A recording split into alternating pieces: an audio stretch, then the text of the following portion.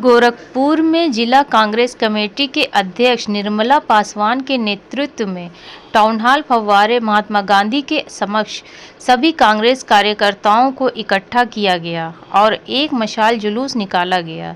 सांसद राहुल गांधी मणिपुर से भारत जोड़ो यात्रा निकाली थी। उनके समर्थ में पूरे देश ने मशाल जुलूस का आगाज किया गया। राहुल गांधी ने मणिपुर से भारत जोड़ो न्याय यात्रा 62 किलोमीटर की निकालकर पूरे देश में संदेश दिया। भारत जोड़ो न्याय यात्रा से पूरे देश को न्याय मिलेगा। एसके न्यूज़ से मोहम्मद दानिश की रिपोर्ट।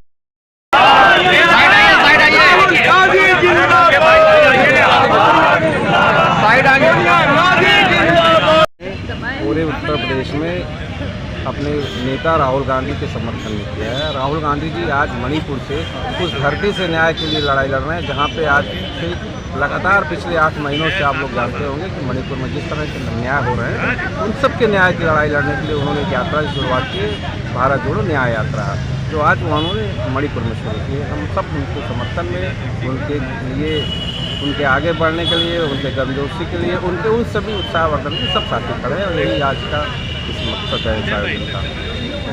अध्यक्ष डेलीगेट चुना गया, 3 डेलीगेट है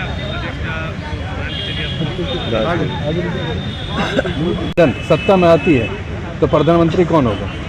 देखिए, चुने हुए प्रतिनिधियों द्वारा नेता का चयन होता है, क्योंकि हमारे दल अलायंस में 28 पार्टियां हैं।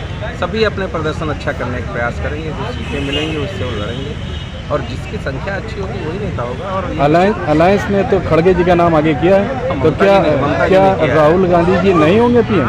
देखिए, हमारे नेता ने कभी भी पीएम बनने की इच्छा ही नहीं जाहिर की है। कभी आपने सुना कि राहुल गांधी ने कहा वो पीएम बनने का? लेकिन अलायंस में अगर आती है तो किसका नाम आगे जा रहा है? क्या खड़गे जी या नीतीश कुमार? बार बार कह रहा हूँ कि ये तो नेता तय करेंगे, चुने हुए सांसद तय करते हैं कि प्रधानमंत्री कौन होगा। लेकिन हमारे पास तो ये सबसे बड़ी खुशी की बात है, हमारे पास इतने उम्मीदवार हैं। वहाँ तो एक ही उम्मीदवार है, यहाँ तो उम्मीदवारों का संख्या ज़्यादा योग्य व्यक्ति हैं, तमाम योग्य लोग हैं। मल्लिकार्जुन खड़गे जी हैं, उनकी योग्यता पे कोई सवाल नहीं है। नीतीश कुमार हैं, उनकी योग्यता पे सवाल नहीं है। ममता बनर्जी हैं, उनके संघर्ष का कोई सवाल नहीं। तो तमाम ऐसे चेहरे हमारे पास हैं। ये तो खुशी की बात है ना कि हमारे यहाँ तो उसमें भी कंपटीशन है। वहाँ तो सिर्फ एक नाम पे सहमति है, दूसरा कोई नाम ही नहीं है। बताइए, किसी की हिम्मत है जो बोल दे मैं प्रधानमंत्री बनूंगा मोदी के सामने? तो स्थिर गवर्नमेंट हुई ना उनकी, फिर भाई स्थिरता क्या नाम से आती है? स्थिरता उसके कार्य से। प्रधानमंत्री का चेहरा तो डिक्लेयर कर रहा है, या फिर उसको हिटलरशाही है, या उसको आप हिटलरशाही कहते हैं, या आप स्थिरता कहते हैं। मैं तो हिटलरशाही कहूँगा।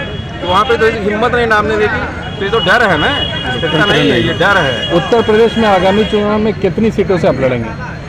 सीटें तो अभी तय हो रही हैं, सीटें शेयरिंग पे लगातार चर्चाएं हो रही हैं।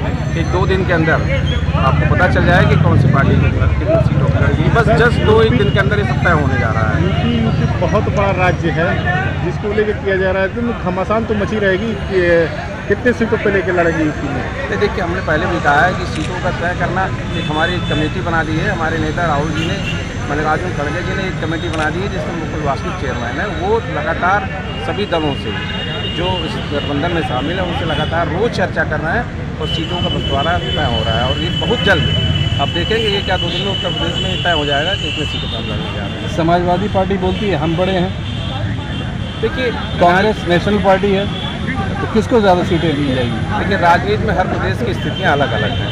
निश्चित रूप से कांग्रेस एक राष्ट्रीय पार्टी है और कांग्रेस सबसे बड़ा दल है इस समझौते का, तो बड़ा भाई की हैसियत में तो कांग्रेस ही है। उत्तर प्रदेश में परिस्थितियाँ थोड़ी अलग हैं। निश्चित रूप से यहाँ पे क्षेत्रीय दलों का प्रभाव रहा है, तो उनकी सहमति से उनके साथ मिलजुल के कांग्रेस अपनी सीटों का निर्धारण तय कर रही है। तो ये मान लिया जाए कि समाजवादी को ज़्यादा सीटें मिलेंगी? नहीं, आप मान सकते हैं। मेरा कहने का तात्पर्य ये है कि हम आपस में मिल बैठ के, हमारे अंदर कोई मतभेद नहीं है। हम सब ये जानते हैं कि सबसे पहला उद्देश्य इस देश में लोकतंत्र को बचाना है। सीटें तो बात की बात है, इस देश में लोकतंत्र को बचाना है, इस देश में कानून को बचाना है, इस देश को बचाना है। इसलिए गठबंधन की आवश्यकता है और आज इस सीटों की आवश्यकता नहीं है। इसको महत्वपूर्ण पहलू नहीं है सीट लड़ना। सीट ये तय करना जरूरी है कि इस देश में इस फासिस्ट ताकत को, इस हिटलरशाही को खत्म करने के लिए यहाँ पर गठबंधन की आवश्यकता है। यात्रा निकाली, किस संबंध में निकाली, क्या कुछ उद्देश्य था?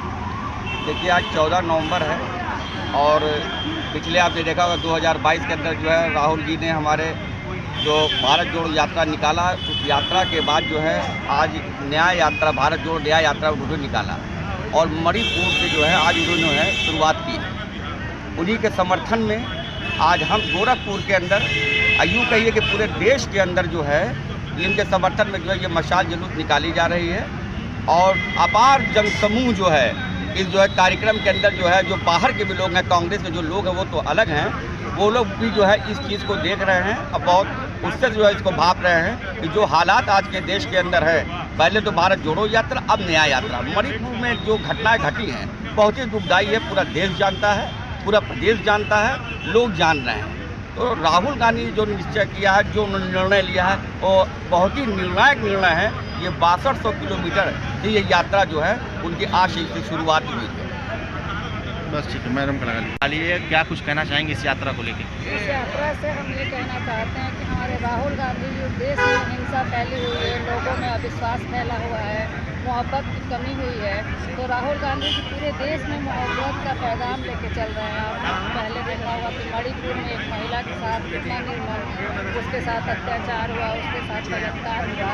तो हम इस यात्रा के माध्यम से, मशाल जुलूस के माध्यम से ये कहना चाहते हैं कि राहुल जी का संदेश जो है वो पूरे देश में फैले और देश में जो मोहब्बत का पैगाम पहुँचे, कोई भी किसी से हिंसा ना करे, सभी एक दूसरे से